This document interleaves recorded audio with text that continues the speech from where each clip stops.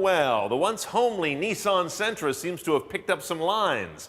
It also lost a lot of weight, shed a little power, and picked up some Google tech. That's a pretty good set of headlines for 2013. Let's drive this 13 Sentra SL and check the tech.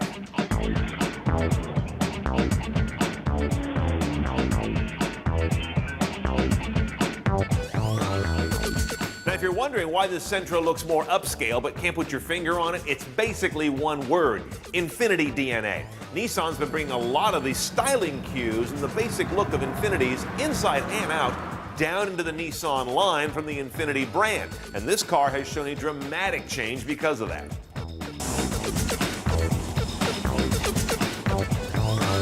Now inside, the Infiniti touches continue. Not a ton of them in this price class, but the gauges are more Infiniti-like. Everything's much more grown up in here than you typically saw in a Nissan. And check this out. They must be watching my videos. They finally did something to improve the maps.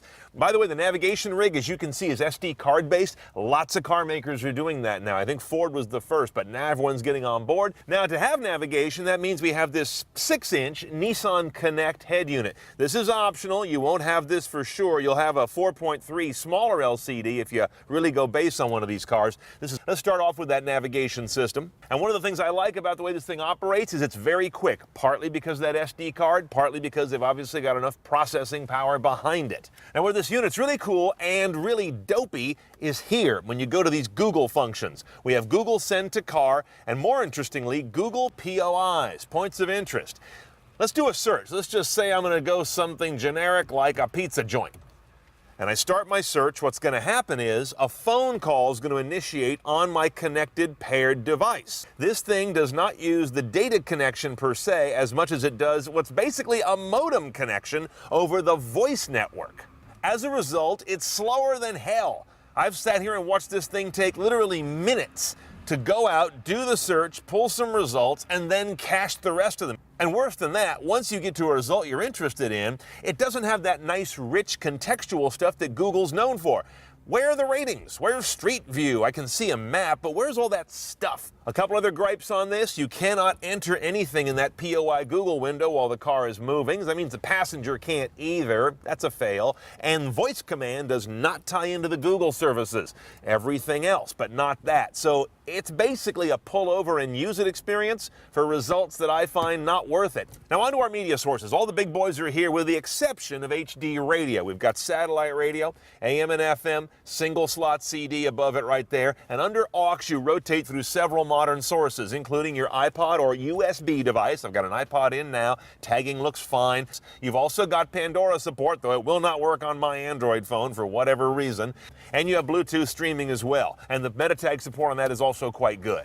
Oh, by the way, the Bluetooth support on this guy also includes text message handling, and you can type in a handful of custom text message replies so you can actually send something back that makes sense in your words. A lot of cars give you canned replies that are so generic you'd never actually send one. Now, one choice on the gearbox, this controller right here is for your CVT gearbox, which is the only way to go in this vehicle. No gate, notice that, no shifter paddles, but you do have a sport mode button over here, which is going to change some powertrain performance and shift points and throttle response. We'll check that on the road in a minute. Backup camera is part of a package that we'll talk about momentarily, and it's pretty straightforward. You got the ability to turn on and off some guidelines. There's no multi-view, there's no trajectory. It's basically distance on or distance off, but at least it's in there. And I mentioned at the top, the Sentra's actually lost a few horsepower since last model. We had a pretty petite motor here, a 1.8 liter inline-4 with nothing real tricky about it. No turbocharging, no direct injection, just a good old modern inline-4. But at 130 horse and 128 foot-pounds of torque, those numbers are pretty modest, which yields great MPG, 3039. While getting this 2,850-pound car, it's about 150 less than the outgoing model, up to 60 in a little under 10 seconds. Not sprightly, but not a slug either. We'll see how it actually drives on the road. And as you can imagine, it's front-wheel drive only, no all-wheel drive option or anything like that. Let's go see how that transmission, that sport mode, and that eco mode all work on the road.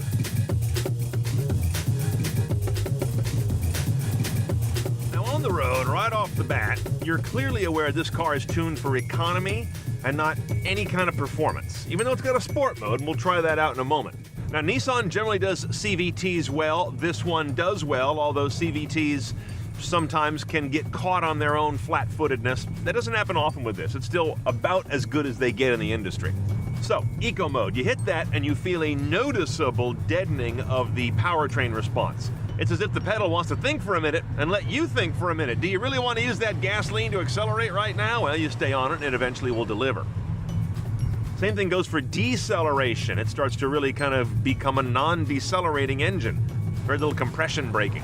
Switch over to sports, and you have a real difference in the throttle responsiveness, how it holds higher RPMs. There aren't really shifts on a CVT the way there are in a geared gearbox.